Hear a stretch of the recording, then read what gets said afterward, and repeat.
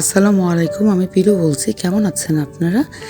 আজকের এই ভ্লগটা হচ্ছে আমাদের ফ্যামিলির একটা গেট টুগেদার ছিল। আমি সবাইকে ইনভাইট করেছিলাম। আসলে এভাবে ইনভাইট করা হয়নি, জাস্ট কাজিনদের নিয়ে হ্যাং আউট ছিল। পরে চিন্তা করলাম যে আচ্ছা, গার্ডিয়ানদের তো ওভাবে বলা হয় না কখনো, তারা তো সবসময়ই আমাদেরকে ইনভাইট করে। তো মানে চাচা ফুপু ওদেরকে বলেছিলাম।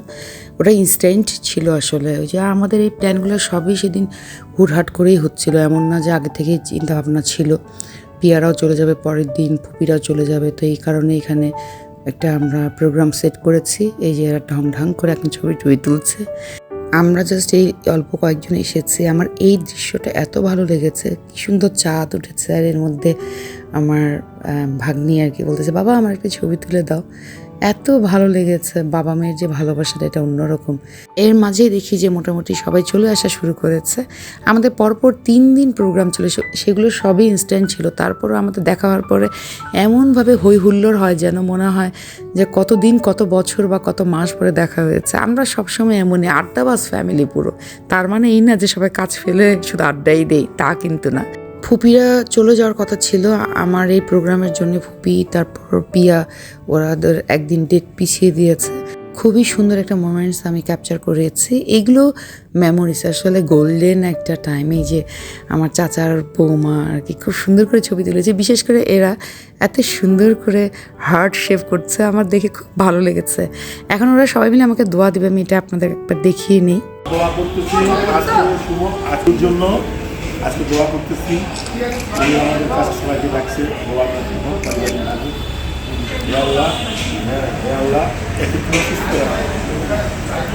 দুই বাচ্চা নিয়ে যে স্বপ্নগুলা দেখতেছে, সেই স্বপ্নগুলা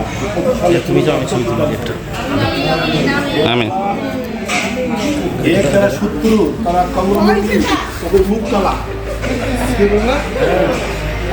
আল্লাহ যেন করে দেয় এবং এখানে সুস্থ রাখে, এর পরিবারকে সুস্থ রাখে, এখানে যেন কবুল করে, এর সঙ্গে আমাদের সবাইকে কবুল করে ইনশাআল্লাহ। আমি এখানে হেসে দিয়েছি, কারণ কেউ কিছু বলুক না বলুক, সুমন আমার আর মালার বিয়ের কথা বলবে। যদিও ভাই আমার বিয়ের কোনো ইচ্ছা নাই, আলহামদুলিল্লাহ যেভাবে আছি ভালো আছি। সবার দোয়া নিয়ে খুবই যেন ভালো থাকতে পারি। আর আসলে শত্রু তো আমাদের আছেই, যদিও কারো ক্ষতি করিনি, তারপর আমাদের পিছনে মানুষ লেগেই আছে। এই জন্যই আঙ্কেল বলছে যে শত্রুদের মুখ কালো হয়ে যায়, হয়েও যাবে ইনশাল্লাহ, আর হয়ে গিয়েছে তাই। কারণ সবাই তো আর আমাদের মতো করে দোয়া পায় না, এটাই ট্রু।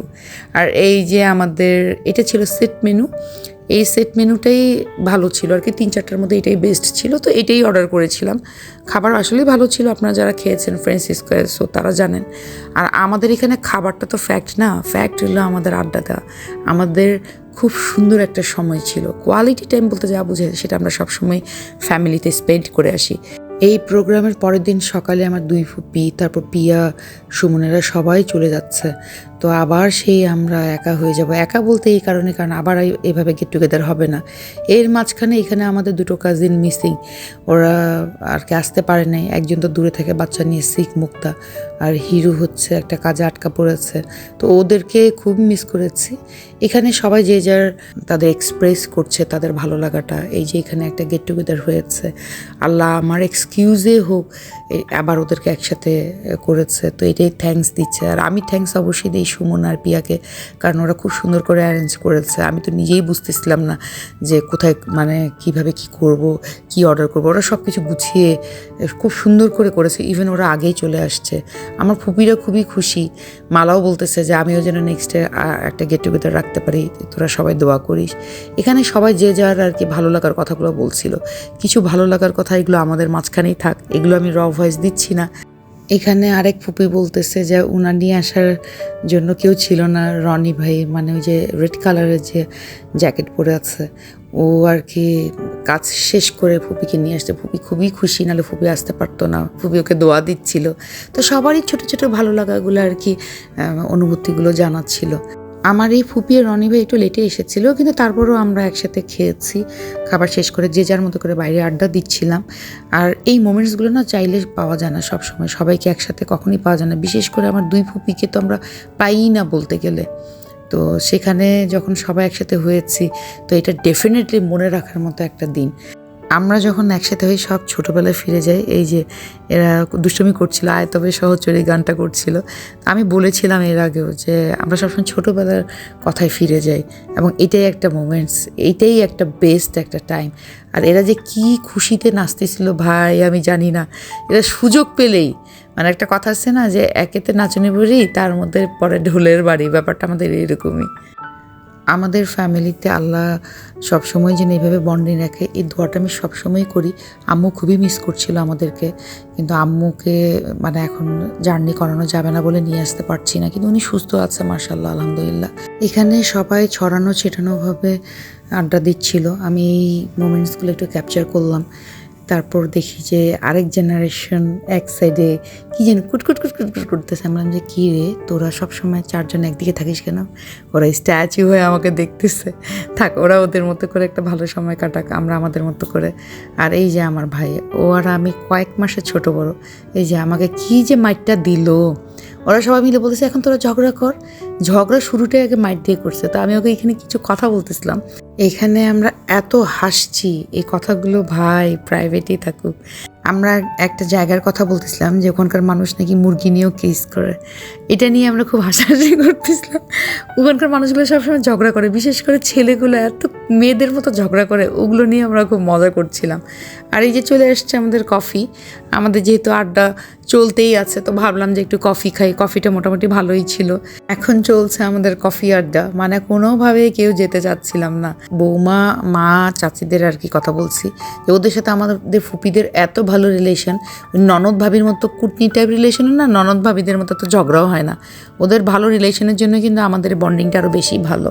আমাদের কাজিনদের মধ্যে যে ভাই বোনের যেমন ঝগড়া কাজিনদের মধ্যেও হয়, কিন্তু তারপরও দিন শেষে আমরা এক হয়ে যাই। কীভাবে যেন এটা হয়ে যায়। ভিডিও আমি আলাদাভাবে দিব, সেখানে আমাদের ফ্যামিলি নিয়ে কিছু কথা বলা হয়েছে, ইনশাল্লাহ সুন দিয়ে দিব। আর এই যে আমাদের বিল চলে আসছে 12,760 টাকা। খাবার ভালো, এনভায়রনমেন্ট ভালো, সো বিল ঠিকই আছে। এখন আমরা ফাইনালি বের হলাম, এখানে কিছুক্ষণ ছবি টবি তোলা শেষ করে চলে যাচ্ছি। আর এই যে এদের মানে আমার এই কাজিনকে এরা কি যেতে দিচ্ছে না নাকি ধাক্কা দিচ্ছে, কিছুই বুঝলাম না। আগের বার তো এক কাজিন আমার ফুপি কিনে চলে গিয়েছে বাইক নিয়ে, আর একজন হেলমেট পরে দাঁড়িয়ে আছে, মানে কি যে একটা অবস্থা এদের। ফুপিরা চলে যাচ্ছে, আবার কবে দেখা হবে জানি না, কারণ এবার দুই ফুপি নিজে থেকেই আসছে, কোনো দাওয়াত ছিল না, কোনো প্রোগ্রাম ছিল না। ওরা আসার কারণেই এই প্রোগ্রামগুলো আর কি সেট করা হয়েছে। তো আমরা আসলে বলতে পারছি না আবার কবে দেখা হবে, কারণ হয় না ওভাবে, সবারই তো একটা সংসার লাইফ আছে, সবার ব্যস্ততা আছে। আর যে কোনো বিদায় আসলেই কষ্টের, খারাপ লাগাটা তো কাজ করেই।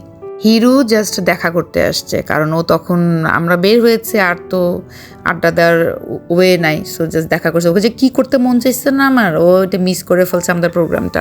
এই যে আমার কমেডিয়ান ফ্যামিলি ভাই, মানে বাইক চলে না, আর এরা ঠেলা দিয়ে নিয়ে যাচ্ছে, শেষ পর্যন্ত আর যেতেই পারে নাই। এটা নিয়ে আমরা হাসছিলাম যে কি দরকার, তোমরা আলাদাভাবে অটোতে যাও, বাইকে ট্রাই করতে কিন্তু আর পারেনি। আমরাও চলে যাচ্ছি। আপনারা সবাই ভালো থাকবেন। আজকের আড্ডাটা সারা জীবন মনে থাকবে, কারণ এটা ইনস্ট্যান্ট ছিল, প্ল্যান ছাড়াই মাশাল্লাহ অনেক ভালো সময় কেটেছে পরপর 3 দিন। আর এই ক্যাপচারগুলো কিন্তু আগের, আপনারা হয়তো বুঝেছেন, কারণ তখন তো অলরেডি বিদায় নিয়েছে, কিন্তু এটা শেষের দিকে আর কি দিয়েছিলাম। তো যাই হোক, আমার ব্লগটা এখানেই শেষ করছি। আল্লাহ আমাদের সবাইকে ভালো রাখুক। শীত এত এত পড়েছে দিনাজপুরে, আপনাদের সবাইকেই দিনাজপুরের শীতের অনেক অনেক শুভেচ্ছা। কারণ একটা কথা আছে, শীত 2 প্রকার, একটা দিনাজপুরে, একটা দিনাজপুরের বাইরে। দিনাজপুরে শীত যারা পেয়েছে তারা জানে ভাই। এই কারণে আমার বাচ্চাদেরকে আমি ভয়েও নিয়ে আসি নাই, কারণ এত ঠান্ডা পড়েছে। আলহামদুলিল্লাহ আমাদের খুব ভালো সময় ছিল। আবার কবে হবে জানি না, হয়তো বা ঈদে বা তারও পরে। তো যাই হোক, আজকে এখানেই শেষ করছি। আপনারা সবাই ভালো থাকবেন। Tata, bye bye.